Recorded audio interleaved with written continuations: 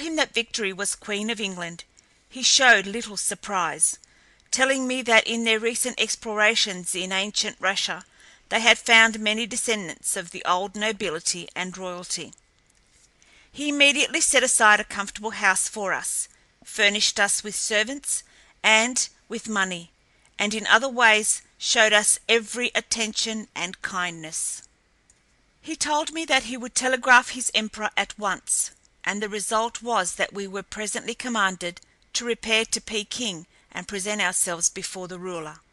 We made the journey in a comfortable railway carriage, through a country which, as we travelled farther toward the east, showed increasing evidence of prosperity and wealth. At the imperial court we were received with great kindness, the emperor being most inquisitive about the state of modern Pan America.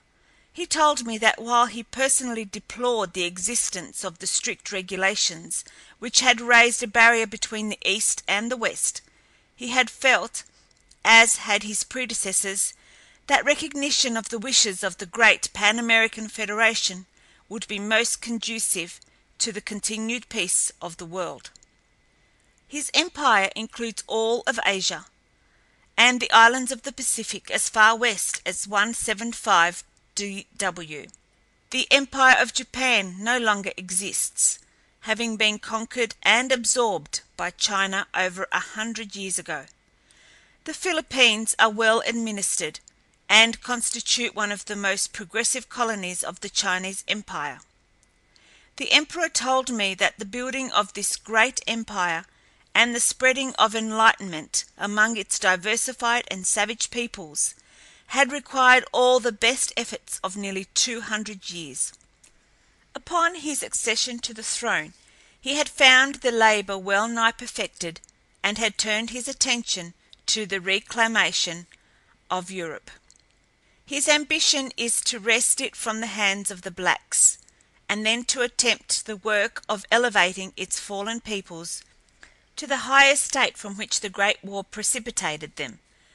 I asked him who was victorious in that war, and he shook his head sadly as he replied, "Pan America, perhaps, and China, with the blacks of Abyssinia," he said. "Those who did not fight were the only ones to reap any of the rewards that are supposed to belong to victory. The combatants reaped naught but annihilation. You have seen better than any man. You must realize that there was no victory for any nation embroiled in that frightful war." "When did it end?" I asked him. Again he shook his head. "It has not ended yet. There has never been a formal peace declared in Europe.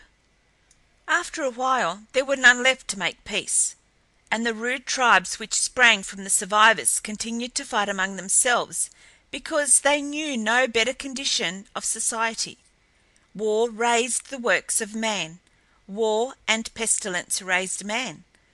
God give that there shall never be such another war. You all know how Porfirio Johnson returned to Pan America with John Alvarez in chains, how Alvarez's trial raised a popular demonstration that the government could not ignore. His eloquent appeal, not for himself but for me, is historic, as are its results.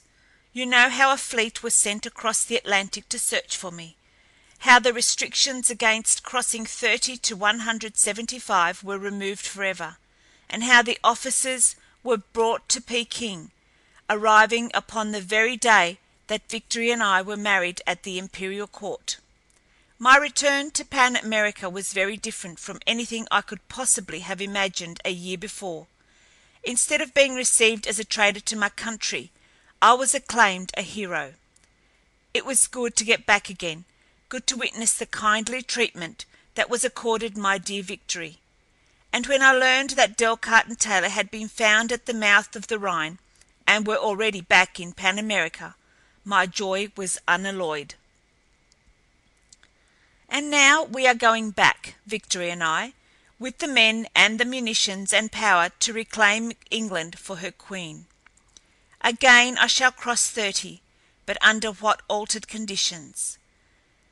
A new epoch for Europe is inaugurated.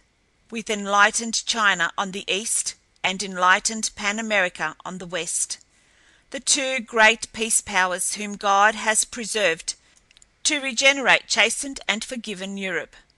I have been through much, I have suffered much, but I have won two great laurel wreaths beyond 30.